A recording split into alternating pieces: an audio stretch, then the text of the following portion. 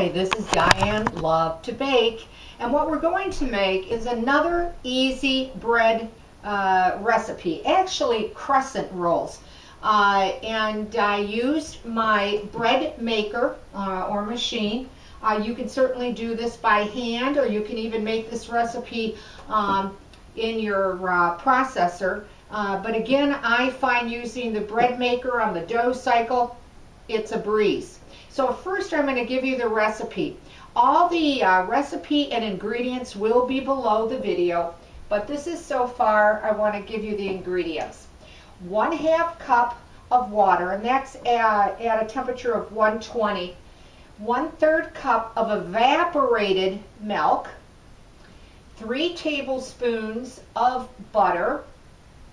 1 egg at room temperature. 1½ teaspoon of salt, 3 tablespoons of granulated sugar, 2 1/4 teaspoons of dry active yeast, and 3 cups of all-purpose flour. Now, and what happens after the dough comes out of the machine, it will look like this. Now you can get anywhere from 8 to 10 crescent rolls out of it. I like to make them in 8 because when you make them small, 2 people only, they end up eating 2 anyway. So I make them in 8 pieces so that they basically have 1 crescent roll, and instead of have to eating 2 because they were small, because they come out that delicious. So you get this beautiful dough, very lightweight. It's not heavy or dense. And on my countertop, I'm just going to put a little bit of flour down. And what you want to do is you want to roll it out to a 14-inch circle. So it isn't too big to do. You can, kind of eyeball it or use a tape measure, which I'm going to do in just a second. But you need a 14-inch round like that. And I'm just going to take my little tape measure here and see what I have.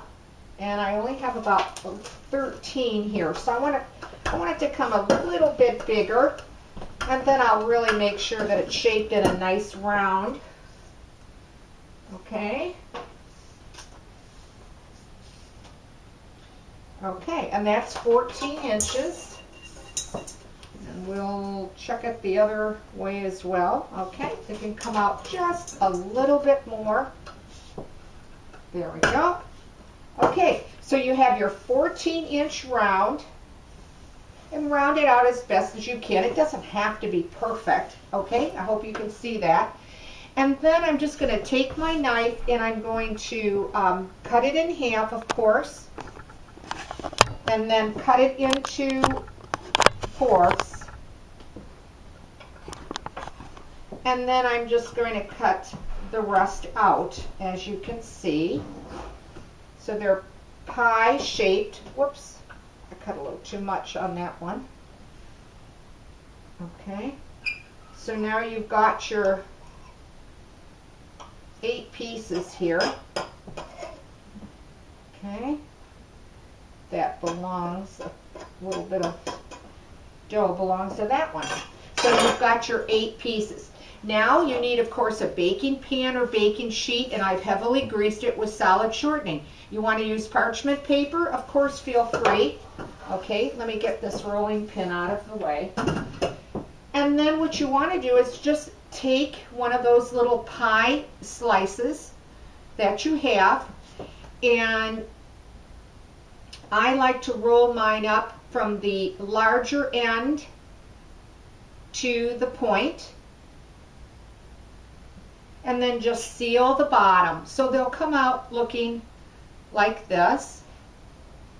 Okay, and let's just do one. And they are going to expand. Don't forget, they are going to do that. So, and they're going to have to double in size before baking. So you're going to need to let these rise. So I like to put a clean kitchen towel over them and put them in a warm place for them to rise. They will double in size, and then I know that I can put them in the oven.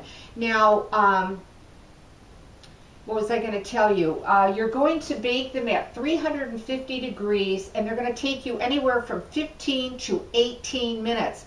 If you check on them and you start to see that the tops are browning too much, just put a piece of foil over them because you don't want them to get burned, that type of thing. So again, you just take your little pie section like that, and I'm starting on the widest part, and then just kind of roll them in, not too snugly, but not too tight, and then you'll end up with it looking like that. And then do space them a good, 3 or 3.5 inches apart on your pan. But don't forget, you do need to cover them with plastic wrap or a clean kitchen towel till they double in size.